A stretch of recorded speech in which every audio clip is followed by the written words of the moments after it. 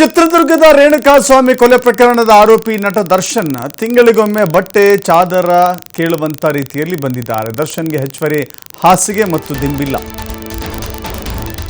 Quarantine ಸೆಲ್ನಿಂದ ಬೇರೆ ಸೆಲ್ಗೆ shift ಮಾಡಲಾಗಿದೆ. Quarantine ಸೆಲ್ನಿಂದ ಬೇರೆ ಕಡೆ ಶಿಫ್ಟ್ ಮಾಡಲಾಗಿದೆ.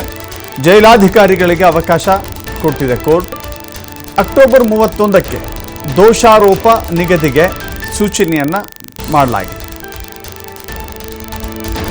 ತಿಂಗಳಿಗೊಮ್ಮೆ ಬಟ್ಟೆ ಹೊದಿಕೆ ಬದಲಾವಣೆಗೆ ಅವಕಾಶ ಇದೆ. ದರ್ಶನ್ ಅವರ ಈ ಆರ್ತನಾದ ಇತ್ತಲ್ಲ, ನನಗೆ ದಿಂಬಿಲ್ಲ ಹಾಸಿಗೆ ಇಲ್ಲ, ದಿಂಬಿಲ್ಲ ಹಾಸಿಗೆ ಇಲ್ಲ ಅಂತ ಹೇಳಿ, ಆ ದಿಂಬು ಹಾಸಿಗೆಯನ್ನು ಹೆಚ್ಚುವರಿಯಾಗಿ ಕೊಡಲಿಕ್ಕೆ ಕೋರ್ಟ್ ಒಪ್ಪಿಲ್ಲ. ಆದರೆ ತಿಂಗಳಿಗೊಮ್ಮೆ ಹೊದಿಕೆ ಬದಲಾವಣೆ ಮಾಡಲಿಕ್ಕೆ ಅವಕಾಶ ಇದೆ, ಬಟ್ಟೆ ಬದಲಾವಣೆ ಮಾಡಲಿಕ್ಕೆ ಅವಕಾಶ ಇದೆ. ಅಂದರೆ ಬೆಡ್ ಸ್ಪ್ರೆಡ್ ಅಂತ ನಾವು ಹೇಳ್ತೀವಲ್ಲ, ಬೆಡ್ಶೀಟ್, ಅದನ್ನು ಚೇಂಜ್ ಮಾಡಲಿಕ್ಕೆ ಅವಕಾಶ ಇದೆ. ಅದು ತಿಂಗಳಿಗೊಮ್ಮೆ, ದಿನಕ್ಕೊಮ್ಮೆಯೂ ಅಲ್ಲ, ತಿಂಗಳಿಗೊಮ್ಮೆ.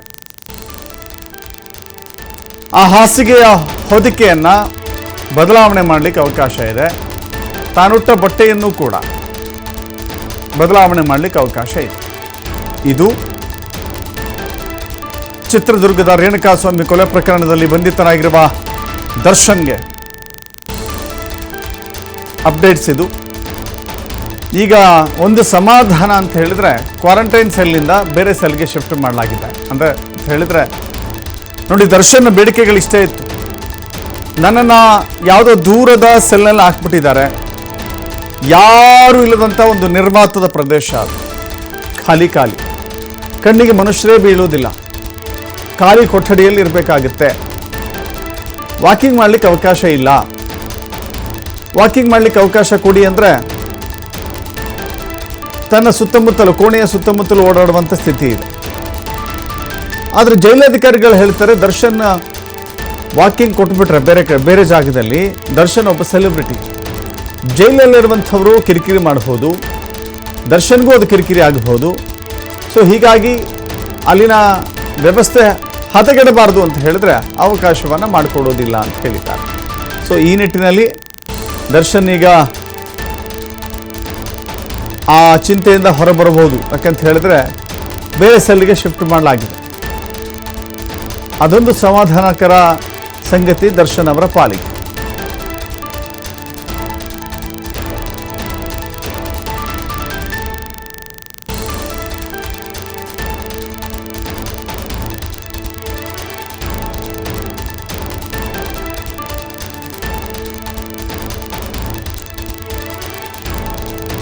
ನಟ ದರ್ಶನ್ ಈಗ ಪರಪ್ಪನ ಅಗ್ರಹಾರದಲ್ಲಿದ್ದಾರೆ. ಅವರಿಗೆ ಆರೋಗ್ಯದ ಕಾರಣಕ್ಕಾಗಿ ಹೈಕೋರ್ಟ್ ಜಾಮೀನು ಕೊಟ್ಟಿತ್ತು. ಆದರೆ ಆ ಜಾಮೀನಿನ ಆದೇಶದ ಬಗ್ಗೆ ಸುಪ್ರೀಂ ಕೋರ್ಟ್ನಲ್ಲಿ ಪ್ರಶ್ನೆ ಮಾಡಿದಾಗ ಸುಪ್ರೀಂ ಕೋರ್ಟ್ ಅದನ್ನು ರದ್ದು ಮಾಡಿತ್ತು. ಆ ನಂತರದಲ್ಲಿ ಕೊಲೆ ಆರೋಪಿಗಳೆಲ್ಲರೂ ಕೂಡ ಮತ್ತೊಮ್ಮೆ ಜೈಲುವಾಸ, 7 ಜನ ಅಗೇನ್ ಜೈಲುವಾಸ ಅನುಭವಿಸಬೇಕಾಗಿದೆ. ದರ್ಶನ್ ಜೈಲಲ್ಲಿದ್ದಾರೆ, ಪರಪ್ಪನ ಅಗ್ರಹಾರದಲ್ಲಿದ್ದಾರೆ. ಹೆಚ್ಚುವರಿಯಾಗಿ ಹಾಸಿಗೆ ದಿಂಬು ಕೇಳ್ತಾ ಇದ್ರು.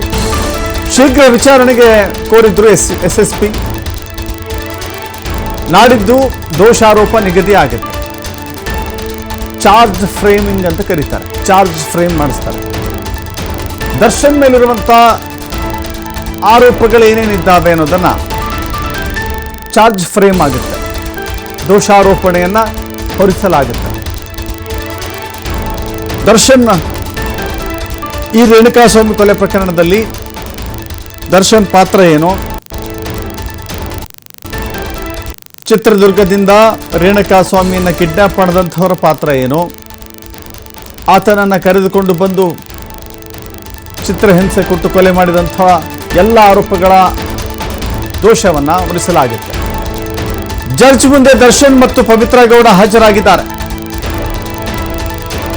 ವಿಡಿಯೋ ಕಾನ್ಫರೆನ್ಸ್ ಮೂಲಕ ಹಾಜರಾಗಿದ್ದಾರೆ. ದೀಪಕ್ ಮತ್ತು ಜಗದೀಶ್ ಸೇರಿ 6 ಆರೋಪಿಗಳು ಹಾಜರಾಗಿದ್ದಾರೆ. ಉಳಿದ ಆರೋಪಿಗಳು ನೇರವಾಗಿ ಹಾಜರಾಗಿದ್ದಾರೆ.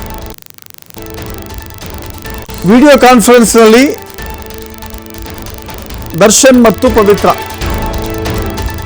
ಎರಡು ಕೈಗಳನ್ನ ಹಿಂದಕ್ಕೆ ಕಟ್ಟಿ ನಿಂತಿರುವ ದರ್ಶನ್ ತನ್ನ ಎರಡು ಕೈಗಳನ್ನ ಹಿಂದಕ್ಕೆ ಕಟ್ಟಿ ನಿಂತಿದ್ದಾರೆ. ಸಹ ಆರೋಪಿಗಳಿಂದ ಅಂತರವನ್ನು ಕೂಡ ಡಿಸ್ಟೆನ್ಸ್ ಅನ್ನು ಮೇಂಟೈನ್ ಮಾಡಿದ್ದಾರೆ, ಅಂತರವನ್ನ ಕಾಯ್ದುಕೊಂಡಿದ್ದಾರೆ.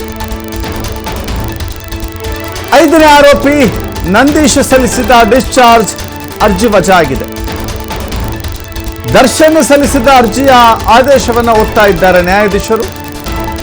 ಅಕ್ಟೋಬರ್ 31ಕ್ಕೆ ವಿಚಾರಣೆಯನ್ನ ನಿಗದಿಪಡಿಸಿದೆ ಕೋರ್ಟ್.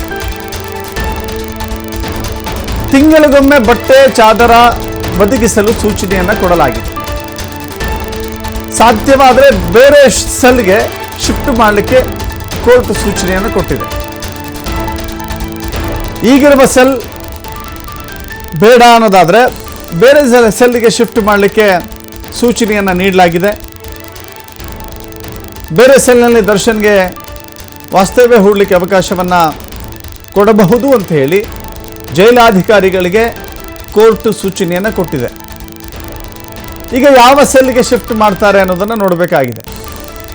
ನೋಡಿ, ಇವತ್ತಿನ ಸೀನ್ ಹೆಂಗಿದೆ ಅಂತ ಹೇಳಿದ್ರೆ, ದರ್ಶನ್ನ ಜೊತೆಗೇನೆ ಅರೆಸ್ಟ್ ಆಗಿರುವಂಥ ಅದೇ ಪ್ರಕರಣದ ಇನ್ನುಳಿದ ಆರೋಪಿಗಳ ಜೊತೆ ದರ್ಶನ್ನ ವಿಡಿಯೋ ಕಾನ್ಫರೆನ್ಸ್ ಮೂಲಕ ಹಾಜರಾಗಿದ್ದಾರೆ. ವಿಡಿಯೋ ಕಾನ್ಫರೆನ್ಸ್ ಮೂಲಕ ಹಾಜರಾಗುವಂತಹ ಸಂದರ್ಭದಲ್ಲಿ ಪಕ್ಕದಲ್ಲಿ ಸಹ ಆರೋಪಿಗಳಿದ್ದಾರೆ, ಅದೇ ಪ್ರಕರಣದ ಆರೋಪಿಗಳಿದ್ದಾರೆ.